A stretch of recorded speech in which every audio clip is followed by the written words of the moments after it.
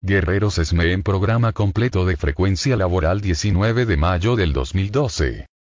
Lourdes Martínez y Martín Esparza conducen Frecuencia Laboral, el espacio donde los trabajadores son la noticia. Bienvenidos.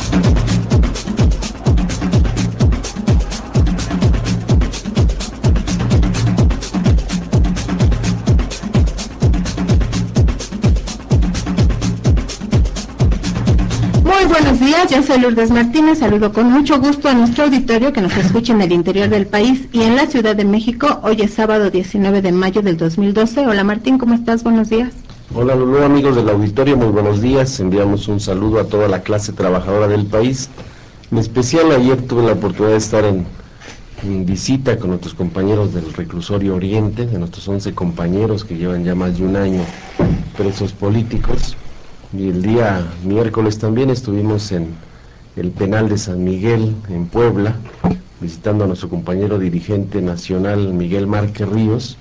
A todos ellos nuestra solidaridad, nuestro respaldo como Sindicato Mexicano de Electricistas. El equipo de Frecuencia Laboral expresa su más sentido pésame a Pedro Villegas, director del Centro Nacional de Promoción Social, CENPROS, organismo defensor de los derechos humanos laborales, quien sufrió la muerte de su padre.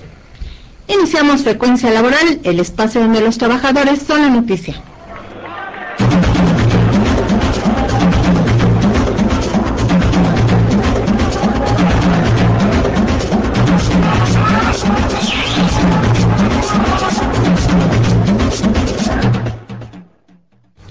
Alrededor de 400 trabajadores de planta y eventuales de la principal fábrica de mezclilla del país, La Estrella, luego de 10 meses en huelga, ahora enfrentan la petición patronal de declararse en quiebra, pese a que ese procedimiento es ilegal en un movimiento de huelga. La huelga fue estallada para evitar que el propietario de la empresa, José Antonio Rivero Larrea, eliminara las prestaciones laborales conquistadas en su contrato colectivo de trabajo.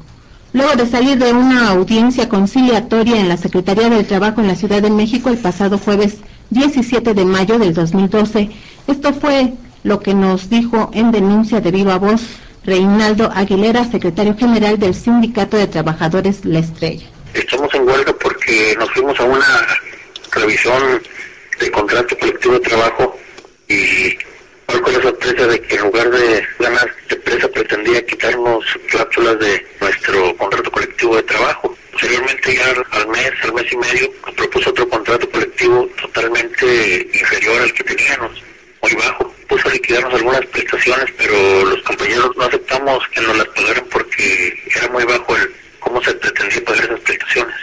Por ejemplo, ¿qué cosas quería quitarles la empresa que ustedes ya habían ganado? Nos querían quitar lo que es referente a los bonos de despensa. Es un 10.5% del salario designado mensualmente. Pretendía eliminar lo que es la jornada nocturna. Se pretendía eliminar también una prestación consiste en el 14% de que se le da al sindicato cada semana de lo que gana cada trabajador, se le regresa se le da un 14% para su ahorro. Se le pretendía también quitar lo que es sus eficiencias, su premio de puntualidad, tiempos perdidos y días festivos. Y bueno, entonces ustedes declararon la huelga y hoy, el día de hoy hicieron una audiencia, hubo una audiencia. ¿Qué les dijeron? Mire, por aquí ahorita la empresa ya se quiere salir por el lado de la quiebra. El día de hoy ratificaron ya el proceso de quiebra ante la Junta Federal de Conciliación y Arbitraje. Nosotros proponíamos que siguiéramos dialogando para buscar la mejor salida a este asunto y ellos no, que querían que siguiéramos dialogando, pero ya con la quiebra puesta. Entonces dijimos que parar un poquito el proceso de la quiebra para tratar de rescatar esto, cosa que ellos no quisieron y metieron la ratificación de la quiebra, la terminación de la laboral. Pero por ley ninguna empresa puede quebrar en el proceso de huelga. ¿Qué les dijeron de eso? No, de acuerdo a la ley, al artículo 902 de la ley federal, la bandera, la huelga para todo proceso en contra de los trabajadores. Aquí pues vamos a dejarlo en manos de las autoridades, vamos a dejar que la Junta decida, y si no, pues hay más instancias que seguir. Se dice que José Antonio Rivero Larrea es primo multimillonario del empresario minero Germán Larrea, y ahora pretende seguir los mismos pasos de su pariente en Cananea, en donde en plena huelga solicitó que fuera desconocida la huelga y que se terminaran las relaciones laborales de huelguistas. En Cananea, Germán Larrea contó con el apoyo del exsecretario del Trabajo, ahora candidato al Senado de la República por el PAN, Javier Lozano, para lograr esa maniobra ilegal. Hoy esperamos que las autoridades laborales actúen conforme a derecho y protejan el derecho de huelga de los trabajadores de la Estrella, quienes obtuvieron la declaración legal de existencia de su huelga el día 13 de julio del 2011. El despertar del gallo. Bien, la pregunta del despertar del gallo es la siguiente: de acuerdo a la Ley Federal del Trabajo, ¿de quién es la obligación de otorgar la capacitación y adiestramiento de los trabajadores? Si conoce la respuesta, llame y participe. Estamos transmitiendo en vivo. Nuestros teléfonos en cabina son 55 18 77 60 o al número LADA sin costo 01800 581 82 48, o bien visite nuestra página www.frecuencialaboral.com. En más información, los bancos en México están coludidos con el gobierno federal y por ello pueden cobrar altas comisiones por préstamos de créditos que superan a las tasas de interés que se cobran en todo el mundo. Eso debido a que el contubernio de la banca en México con el gobierno le permite obtener 35% de rentabilidad, eso nada más en el último año. La semana pasada el auditorio nos preguntó cuál es la comisión que cobran los bancos en México comparada con el extranjero y por qué el gobierno de Felipe Calderón les permite esas altas ganancias. Buscamos a un especialista para responderle y en entrevista con Frecuencia Laboral, el doctor Miguel González Ibarra, catedrático e investigador de la Facultad de Economía de la UNAM, especializado en temas financieros, advirtió que hay complicidad de las autoridades para la especulación bancaria. Actualmente en nuestro país, la banca que opera pues es fundamentalmente extranjera. Son bancos pequeños y el banco más grande, que es totalmente nacional, es el caso de Banorte. Y aquí la pregunta que el auditorio nos ha formulado es por qué los bancos extranjeros, los más grandes por lo menos, que son españoles, los otros son uno de origen inglés, HSBC, el norteamericano, que es el dueño de Banamex, y finalmente el canadiense, que es el dueño de Scotiabank. Así es como está conformado nuestro país. ¿Y qué es lo que sucede? Resulta que mientras las matrices están teniendo problemas, se encuentran con carteras vencidas, con pérdidas. En México, pues resulta con una actuación muy relevante. Y que tenemos que decir que en México ha sido no solo para los bancos españoles, sino también en su oportunidad sucedió lo mismo con el caso de Citibank, dueño de Banamex. Pero esto nos da una comparación de que en México, pues después de que se superó la crisis de 1994-1995, nuestro sistema financiero salió consolidado. Pero desgraciadamente, lo que yo quisiera comentar también con ustedes es que esta consolidación del sistema bancario mexicano pues se ha hecho en buena parte a costa de lo que somos los usuarios de los servicios financieros, porque al final de cuentas una institución como la CEPAL, la Comisión Económica para América Latina, ha dicho que en México existe una especie de colusión, es decir, que los bancos se coluden para no prestar necesariamente los mejores servicios y para cobrar las tasas más caras.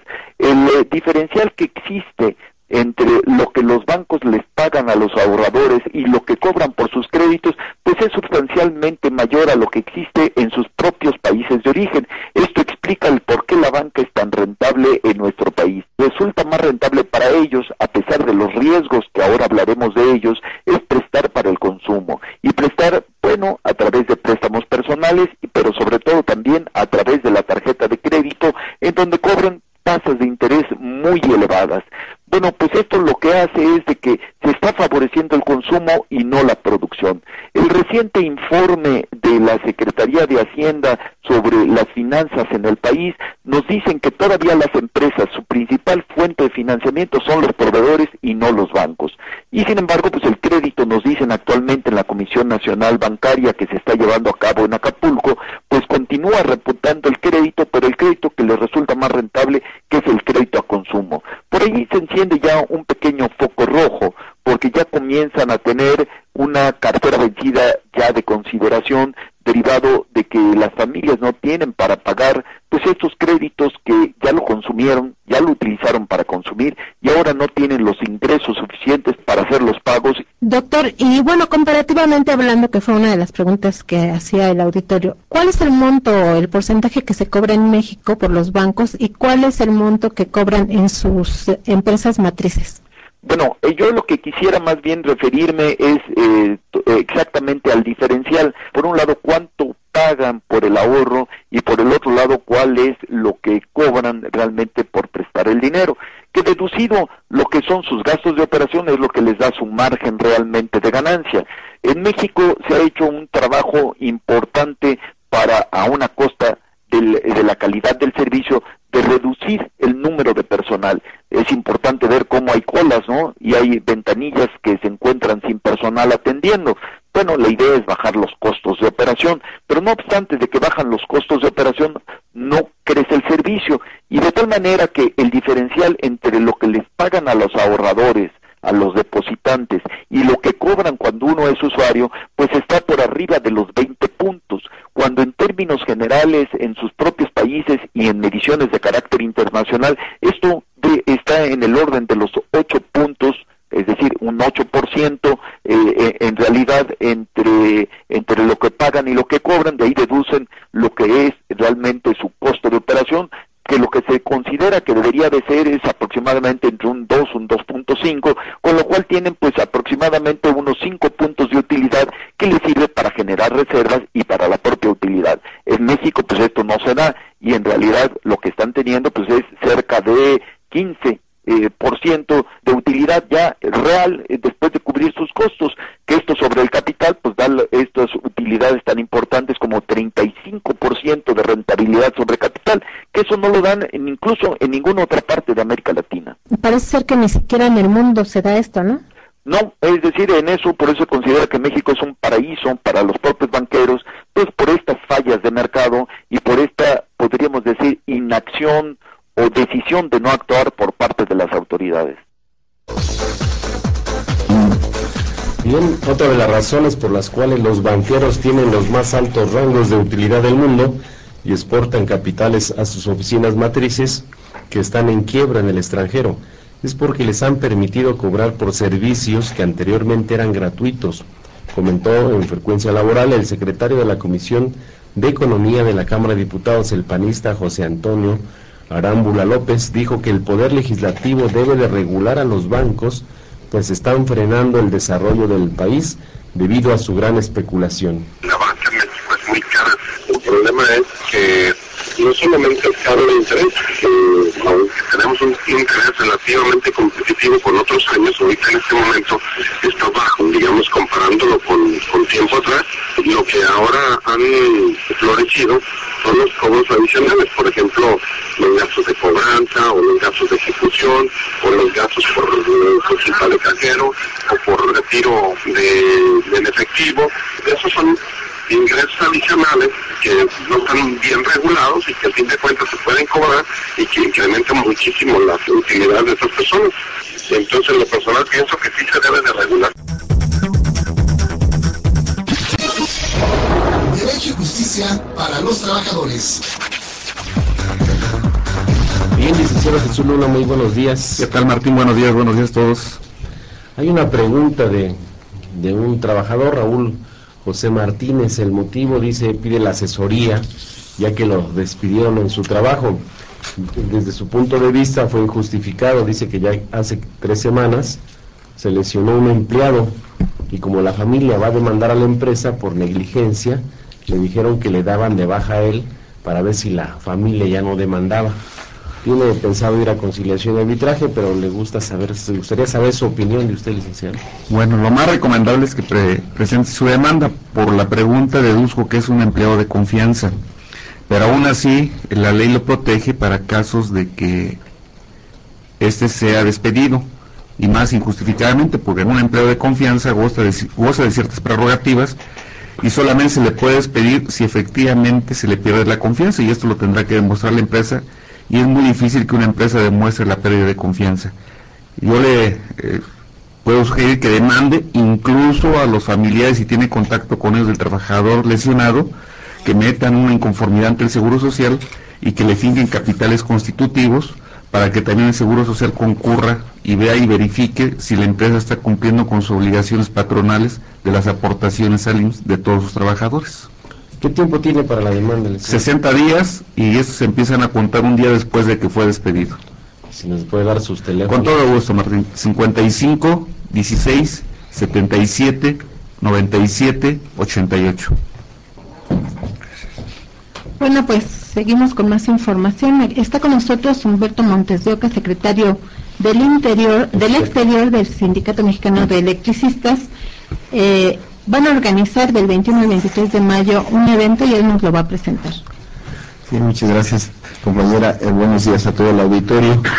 El día 21 y 23 de mayo vamos a celebrar aquí en la Ciudad de México, en las instalaciones del Sindicato Mexicano de Electricistas, el 5º Encuentro Sindical Nuestra América. Este es un espacio de construcción, de unidad de acción de los sindicalistas democráticos y clasistas de América Latina y el Caribe, cuyo propósito es definir qué hacer frente a la crisis del capital, qué hacer frente a la imposición de los planes de shock que nos quieren imponer los grandes centros financieros, y qué hacer, cuál es el papel de los trabajadores en los procesos de integración de América Latina, toda vez que estamos observando la existencia de importantes procesos de liberación, procesos democráticos y revolucionarios que se están dando en América del Sur. Para hablar de este tema tenemos aquí la presencia de dos dirigentes internacionales, que es Jacobo Torres de León. Él es coordinador de asuntos internacionales de la Central Bolivariana Socialista de los Trabajadores de Venezuela, y nos acompaña también José Miguel Hernández Mederos, del Departamento de Relaciones Internacionales de la Central de Trabajadores de Cuba, CTC. Vamos a darles el uso de la palabra para que ellos nos platiquen bien cuáles son los antecedentes, cuáles son los propósitos específicos en México y cómo va el proceso. Bienvenidos al Ring Laboral. El Ring Laboral.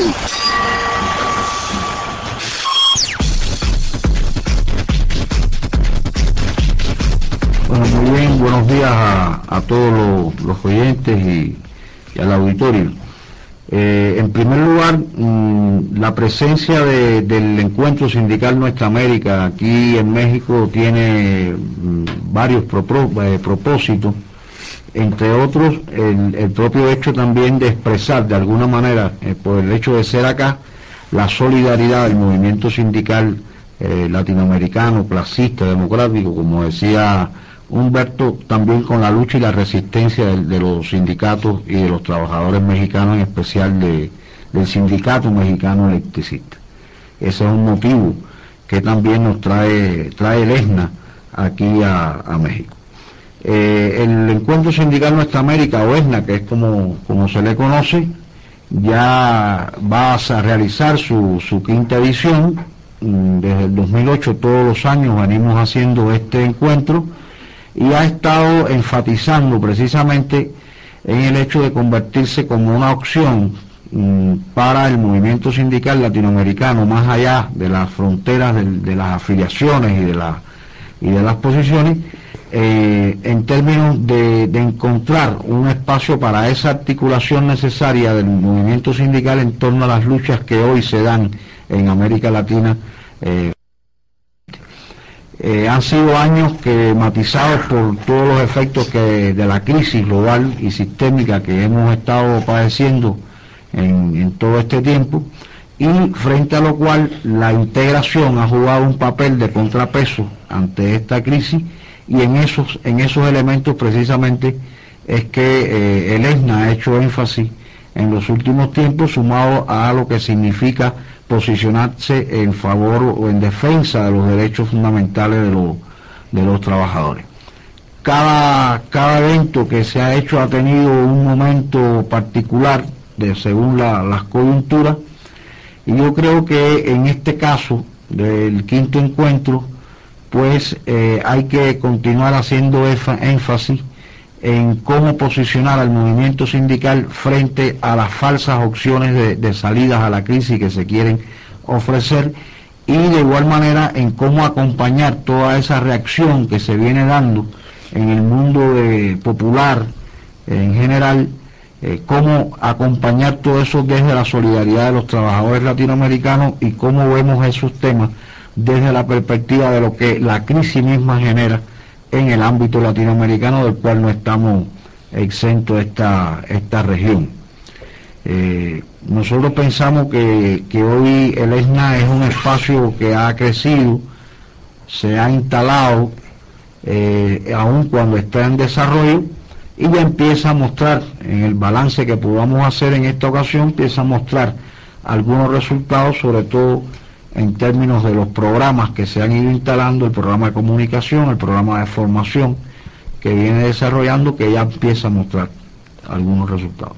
En relación a Latinoamérica, se dice que en estos momentos en México existen las peores condiciones salariales y que de continuar así, en unos años va a ser el peor salario del mundo. ¿Cómo están en Venezuela, por ejemplo, en esta situación? Bueno, primero un saludo a la audiencia de parte pues del pueblo venezolano, de los trabajadores de Venezuela. Quizás hay muy pocas formas o cosas para comparar, ¿no?, en términos de lo que son las realidades que está viviendo hoy, lamentablemente viviendo el pueblo mexicano y los trabajadores mexicanos, a lo que viene aconteciendo en nuestro país. Primero porque nosotros acabamos de aprobar una nueva ley del trabajo que, modestia aparte y sin ser chauvinista, creemos que es la mejor ley del trabajo del mundo, porque deja de ser simplemente una ley del trabajo para ser ley del trabajo y de los trabajadores y trabajadoras de Venezuela. Es decir, estamos reivindicando el papel de la clase en nuestra revolución, y a partir de allí estamos rescatando y reivindicando derechos que fueron arrebatados por el neoliberalismo en lo que nosotros llamamos en Venezuela la Cuarta República. Venimos con mucha expectativa a este quinto encuentro, sobre la base, bueno, primero de nuestra afinidad cultural y casi natural que tenemos quizás los países del Caribe con México. En el caso de Cuba, pues que hace un vínculo histórico, ¿no? Y aquí salió pues la expedición que construyó la Revolución Cubana. En el caso mismo de Venezuela, pues desde María Félix interpretando a Doña Bárbara, que es una novela clásica de un autor venezolano, Rómulo Gallego, hasta esa solidaridad intrínseca que hemos vivido pues como parte de nuestra historia y nuestras tradiciones, ¿no? Por lo tanto, venimos aquí con mucha expectativa, sobre el criterio además de que estamos quizás hoy en la obligación, el movimiento de trabajadores, a buscar alternativas y respuestas a este modelo que, como ya decía José Miguel, y creo que todos compartimos, un modelo que entró en crisis hace rato, que lo podemos comparar con lo que está ocurriendo en Europa y Estados Unidos, y lamentablemente aquí mismo en México, y que en definitiva pues creemos que hay la posibilidad desde espacios como este, ¿no?, aparte de brindar nuestra solidaridad incondicional a los compañeros electricistas que están pasando pues por esta tan terrible situación pues impuesta por el mismo neoliberalismo, también sirva como espacio de encuentro para aunar nuestras luchas. Nosotros hemos compartido siempre pues un pensamiento que dice que frente a la globalización del capital, que no tiene patria ni tiene madre, estamos obligados los trabajadores a internacionalizar nuestras luchas. Por lo tanto, lo que le ocurre a los compañeros de México, independientemente de la buena nueva que está ocurriendo en Venezuela, también nos afecta y también nos compete. Por lo tanto, venimos aquí no solo a brindar solidaridad, sino a llevarnos también pues el calor y la experiencia de nuestros hermanos y hermanas de México. Humberto. Sí, quisiéramos también mencionar a las organizaciones convocantes de México. Está la Central Unitaria de Trabajadores de México como convocante, también la sección 18 de la CENTE, los Maestros Democráticos, el SILAS, que es un centro de investigación y asesoría laboral, la Unión Nacional de Trabajadores Agrícolas, los compañeros de la Federación Sindical Mundial y el Frente Sindical Mexicano. Este evento va a congregar la asistencia de alrededor de 600 delegados, de los cuales 300 aproximadamente serán delegados de 21 países de América Latina y del Caribe. Incluso viene una delegación de los Estados Unidos. Y las actividades van a comenzar este próximo lunes 21 de mayo y van a concluir con un acto de masas el próximo día 23. Entonces estamos invitando a que todos los trabajadores que tienen interés en conocer cuáles van a ser las resoluciones, los acuerdos que nos van a permitir actuar en la unidad de frente a toda la problemática que se ha mencionado, los estamos convocando para asistir al acto de clausura que se va a realizar en el Monumento a la Revolución a las 6 de la tarde del día miércoles 23. Va a haber una cobertura en tiempo real en nuestra radio y televisión internet, en Radio SME, TV Lux, a donde se va a poder dar seguimiento a todos los trabajos de este importante encuentro. ¿Por qué no das bien la dirección de radio y televisión por internet? Bueno, es la página del sindicato, que es ahí, tienen los enlaces, va a también tener un enlace con la página oficial del quinto encuentro, es www.sme.org.mx. Y ahí le pueden dar clic, ya sea a TV Lux o Radio SME. Bueno, en un minuto cada uno, ¿por qué no nos dice cuál va a ser el planteamiento como delegado de su país aquí en este encuentro? El compañero de Cuba. Bueno, nosotros muy rápidamente estamos responsabilizados como Central de Trabajadores de Cuba con el desarrollo del programa de formación, investigación y asistencia técnica del ESNA. Es ahí donde nos vamos a concentrar en el balance de lo que hemos podido hacer en estos 2 años y la proyección hacia el año 2013 y las ideas que esto pueda estar dando a partir de entender de que por la vía de la formación, la capacitación es una herramienta importante para la preparación y la lucha en los vencimientos. ¿Y el compañero de Venezuela? Bueno, así como ustedes tienen elecciones el próximo 1 de julio, ¿no? Nosotros también estamos en elecciones el próximo 7 de octubre. Venimos también con esa expectativa aquí. De aquí queremos iniciar la campaña. Si yo fuera venezolano votaría por Chávez, porque estamos convencidos pues que nuestra revolución no solamente va a triunfar, sino que va a triunfar de la mano de todos nuestros camaradas, hermanos y hermanas del mundo. Por lo que también traemos eso, aparte de nuestra ley, ¿no? El que nos acompañe pues en la próxima victoria de nuestro comandante en jefe, Hugo Chávez Frías. Montes de Oca, ¿en dónde va a ser? ¿A qué hora? Repítelo nuevamente para que la clausura. Bien, la inauguración no están invitados. No es bueno, es que es un evento cerrado, entonces lo pueden seguir por la cobertura de nuestros medios de comunicación alternativos. La clausura sí es un evento de masas, un evento abierto. Entonces ese se va a celebrar el día miércoles 23 en el Monumento de la Revolución a las 18 horas. Bien, hay bastantes llamados de nuestros compañeros. Lorenzo Martínez del Estado de México felicita a los conductores del programa y a todos los trabajadores en resistencia. Ya tenemos la respuesta, nos dice que el artículo 123, fracción 13, dice que las empresas, cualquiera que sea su actividad, estarán obligadas a proporcionar a sus trabajadores capacitación y adiestramiento para el trabajo, y la ley reglamentaria determina los sistemas, métodos y procedimientos conforme a la ley. Y también Celestino Herrera felicita a los conductores del programa. Dice, y por denunciar a los usureros de los bancos y por tratar temas que son de interés para el pueblo, son incómodos para los dueños del poder. Sabi Serrano de Tlanepantla es pensionada, tiene 70 años de edad. Dice que el día 2 de mayo, al retirar del cajero automático su pensión de Banorte, del centro comercial Mundo E, le faltaron 1,700 pesos y no da un comprobante del movimiento. El gerente de la sucursal le dijo que esperara 9 días y este tiempo ya pasó y el banco le contestó que todo está en su contra. ¿Cómo puede defenderse?, pregunta. Licenciado Luna. Pues hay dos, una que vaya con Ducet u otra con el ombudsman del banco. lo más recomendable es el ombudsman del banco.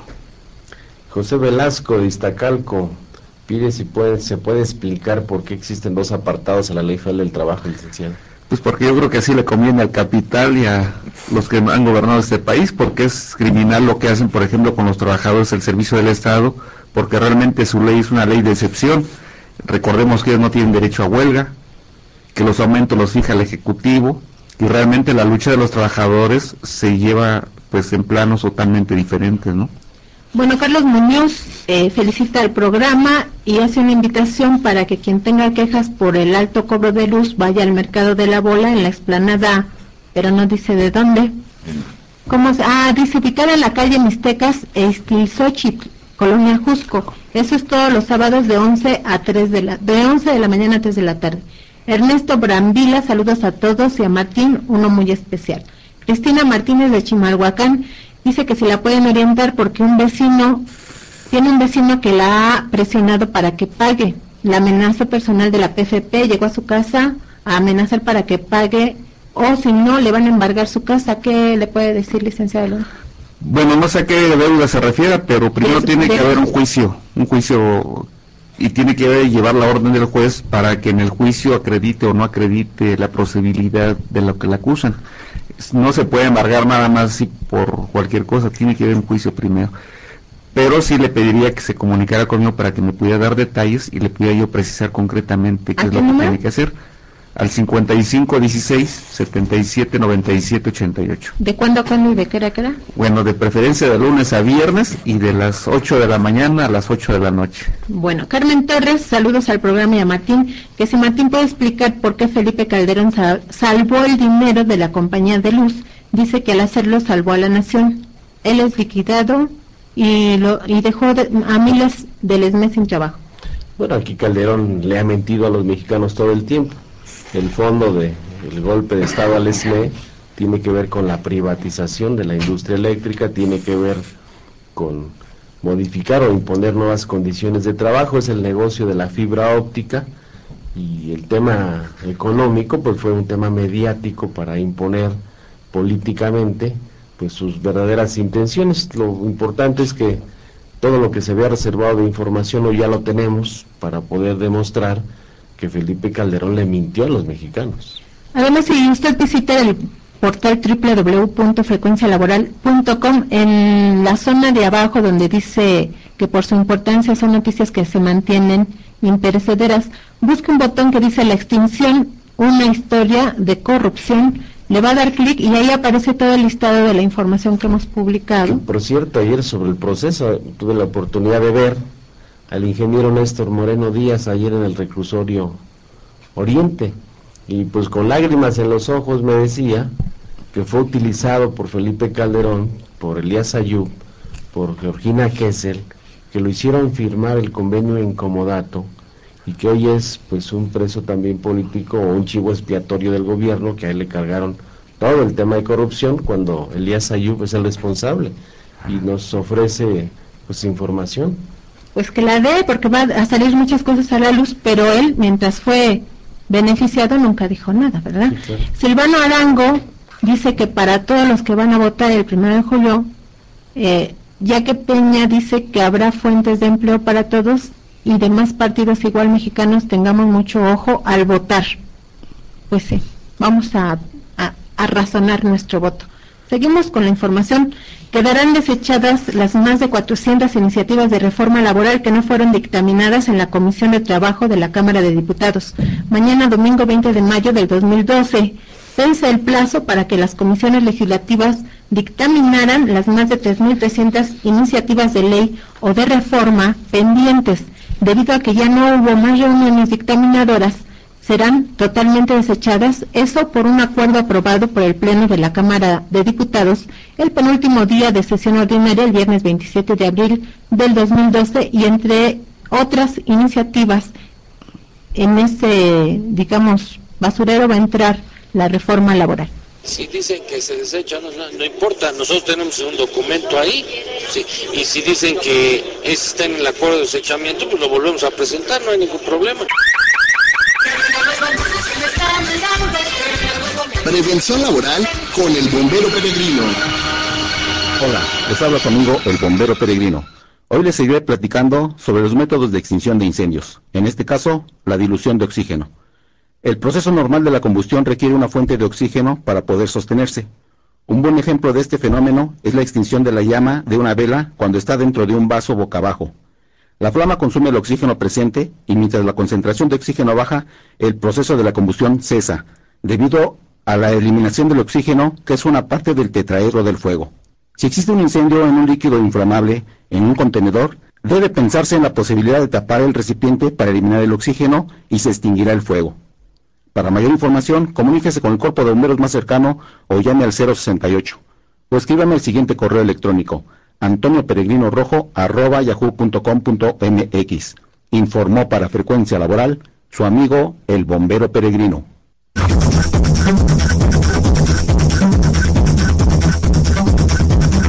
Bueno, el que habló y que dijo que van a volver a meter la iniciativa de reforma laboral fue Gerardo de los Cobos, el secretario de la Comisión de Trabajo y Previsión Social hispanista, y como ustedes saben, pues ellos siguen promoviendo esto de la reforma laboral. Y pues también está ahí la iniciativa para la creación de la nueva empresa de luz, entre las 3,000 y tantas que van a desechar.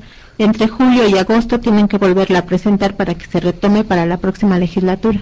También ayer en el Club de Banqueros, donde estuvo el candidato del PRI, pues fue muy enfático con los banqueros en decir que sus prioridades es la reforma laboral, y vemos, ya que hemos hecho muchos análisis sobre cuáles son las consecuencias en caso de que se apruebe esa reforma del PRI, la del PAN, y también dijo que va la reforma energética, una reforma fiscal, que el objetivo es, bueno, la energética es la privatización de Pemex, del sector eléctrico, y en el tema fiscal es cobrarnos impuestos por alimentos, medicamentos, hasta por respirar. Yo creo que nos van a cobrar impuestos, ¿no?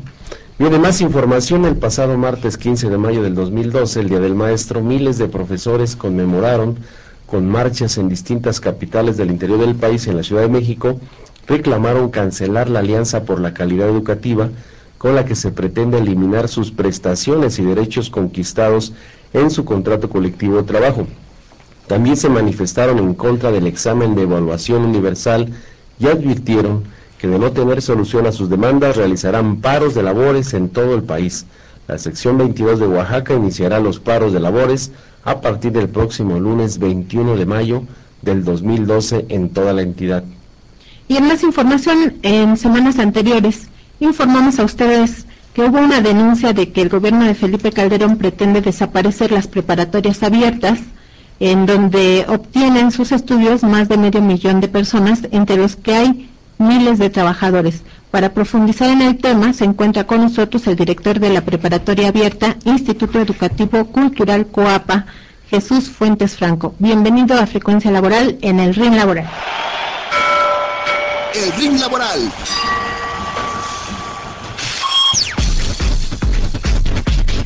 Buenos días, muchas gracias Lourdes, buenos días al auditorio, buenos días a los dirigentes sindicales. Les agradezco que nos den posibilidad de hacer público algo que no se conoce. Cerca de 500,000 estudiantes anualmente cursan la preparatoria abierta, 20,000 de ellos terminan, de acuerdo con los datos de la Secretaría de Educación Pública, el bachillerato.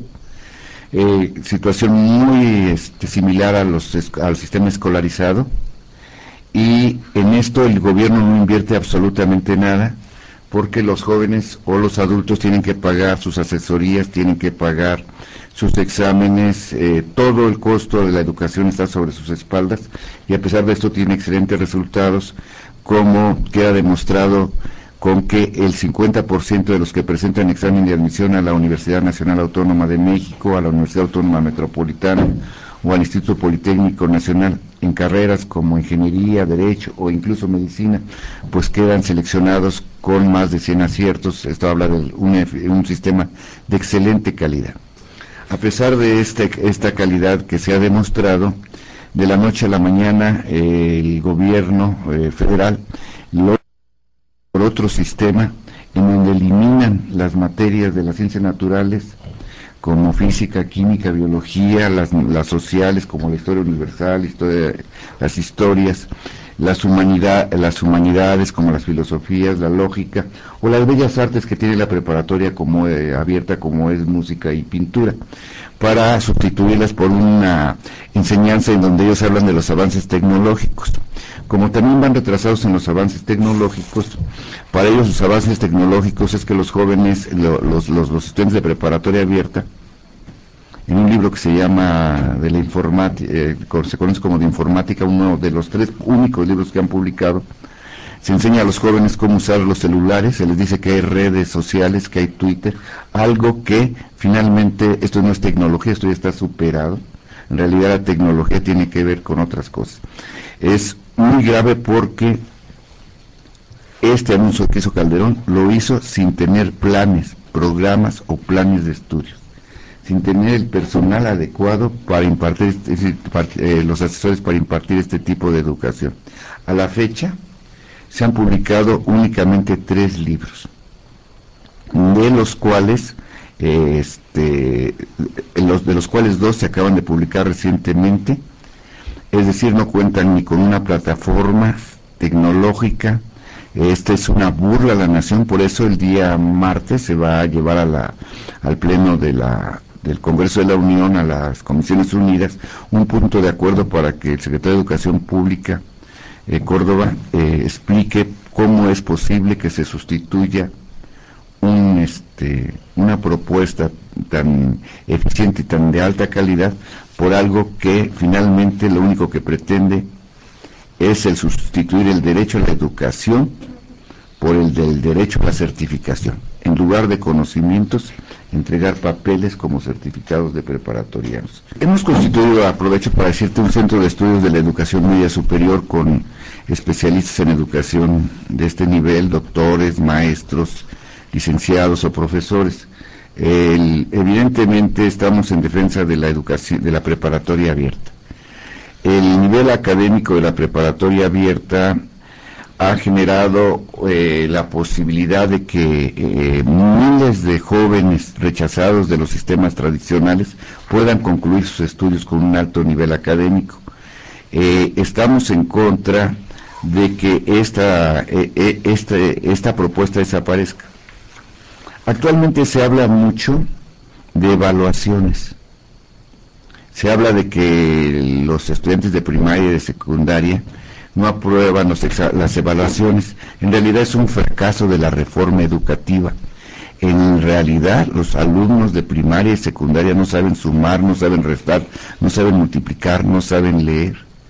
Esos son los resultados no de las evaluaciones, sino de una propuesta educativa que se ha implantado desde hace años y que hoy vemos que fracasa. Esa propuesta es la que quieren llevar hoy al nivel del bachillerato. Pues el bachillerato se ha defendido con sus ciencias naturales, sociales y humanísticas. Ahora lo quieren reducir hablando de tecnologías. Y para ello las tecnologías no es la utilización de las nuevas técnicas en la enseñanza. Para ellos es la utilización de las computadoras que ha sido totalmente rebasada. Es decir, ni siquiera cuando hablan de tecnología pueden hablar de la tecnología de punta. Hablan de lo que hoy dominan cualquier estudiante. No se puede sustituir la preparatoria por la enseñanza de la computación. Parece que hay otro tipo de escuelas. Maestro, bueno, el martes, ¿a qué hora van a estar ahí en el Senado? En el Senado pues vamos a estar durante todo el día porque va a depender del momento en que los diputados y senadores lo lleven lo aprueben en tribuna. Para la comisión permanente. Sí. Nosotros solicitamos que todos los candidatos a la presidencia de la República se pronuncien sobre la desaparición del sistema de educación de la preparatoria abierta y se pronuncien sobre la calidad de la educación. Pues muchas gracias, vamos a estar pendientes de eso y por supuesto puede leerlo mañana en www.frecuencialaboral.com, mañana ya en la tarde-noche más bien. Y nos vamos a Derecho y Justicia para los Trabajadores. Derecho y Justicia para los Trabajadores. Una y otra pregunta del auditorio. Dice: soy agente de ventas, comisionista para una fábrica de muebles, su trabajo es indefinido, realizó sus funciones desde el 2006, atiende una región del país, su actividad consiste en visitar periódicamente a los clientes para vender, cobrar y dar servicios al cliente. Es decir, como 3 semanas del mes hago mis rutas de visita, descanso unos días y así cada mes. El asunto es que nunca firmé un contrato. Dice, no tengo ninguna prestación. Y en noviembre del 2006, durante su recorrido, sufrió un accidente automovilístico. Lo más grave fue la fractura de cervicales, lo que dejó en mi persona una discapacidad parcial. No obstante, así desempeño mi trabajo de la empresa. Solo recibo como apoyo 15,000 pesos, mismos que les pagué mes a mes con sus respectivos intereses. ¿Qué puede hacer? Se llama Jorge Reyes. Bueno, aunque no tengan contrato de trabajo, los comisionistas también están catalogados como trabajadores y tienen los mismos derechos y prerrogativas que cualquier trabajador. Lamentablemente la única solución que tiene, no sé el tiempo que ha pasado porque él menciona que es el mes de noviembre cuando sufrió el accidente, pero aún así, si sigue elaborando, lo recomendable es que demande a la empresa, y con su recibo de comisionista es más que suficiente para que acredite la relación de trabajo, y también que demande el seguro social, pero sobre todo es bien importante esto de la demanda del seguro social, porque si tiene ese daño, le tienen que dar una incapacidad dependiendo su grado de incapacidad que tenga, pero le tienen que fincar capitales constitutivos a la empresa por el tiempo que no aseguró al trabajador. Esto nos lo encontramos a diario con todos los trabajadores, que las empresas no aseguran a los trabajadores y los trabajadores no procuramos exigir, y es ese derecho que tenemos en la Constitución de Seguridad Social.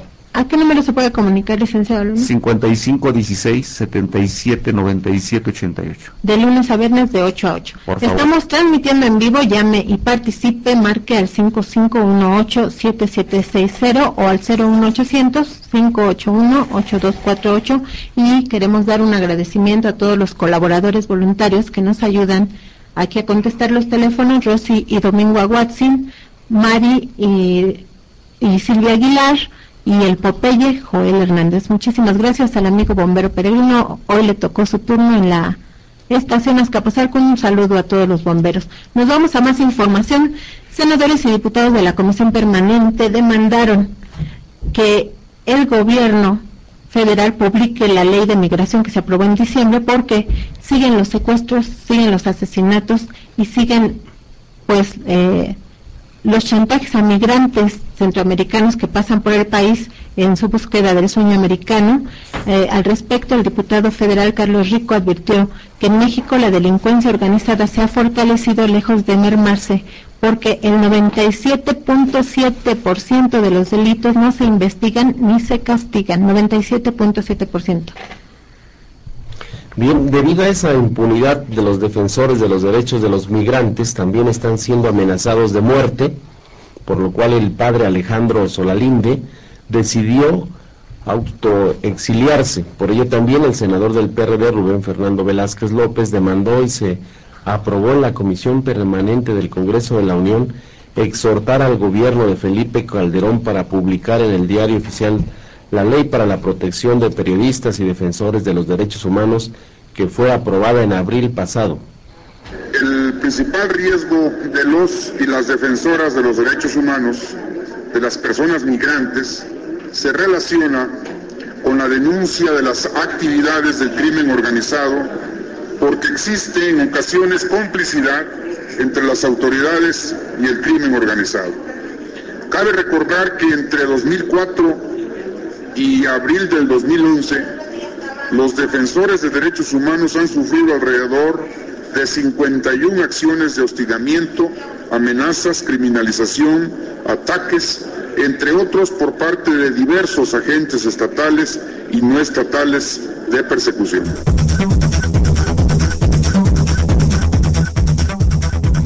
Tan solo en la última semana, el martes 15 de mayo del 2012, fue secuestrado, torturado y amenazado de muerte un defensor de los derechos humanos laborales en Puebla, José Enrique Morales Montaño.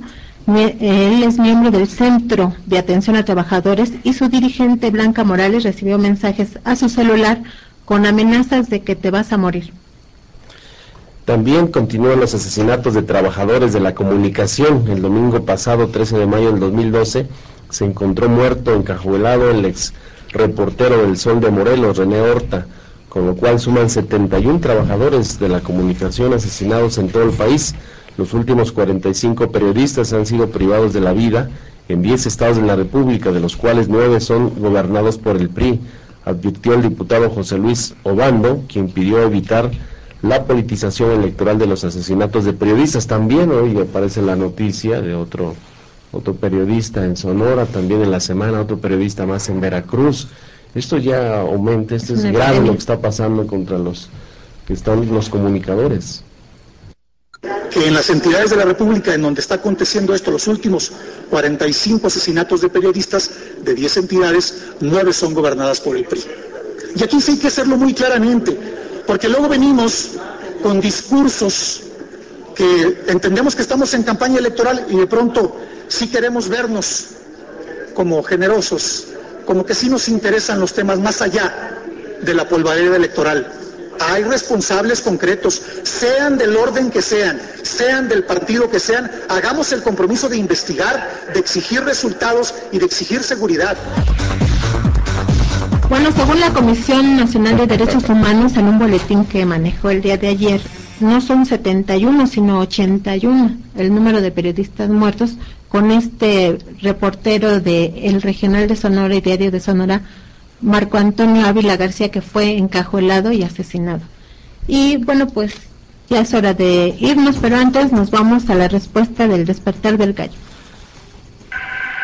Sí, la respuesta es el capítulo 3º bis de la Ley Federal del Trabajo, detalla que los artículos 153A a 153.10, que a todo trabajador tiene derecho a que su patrón le proporcione capacitación o adiestramiento que le permita elevar su nivel de vida y productividad.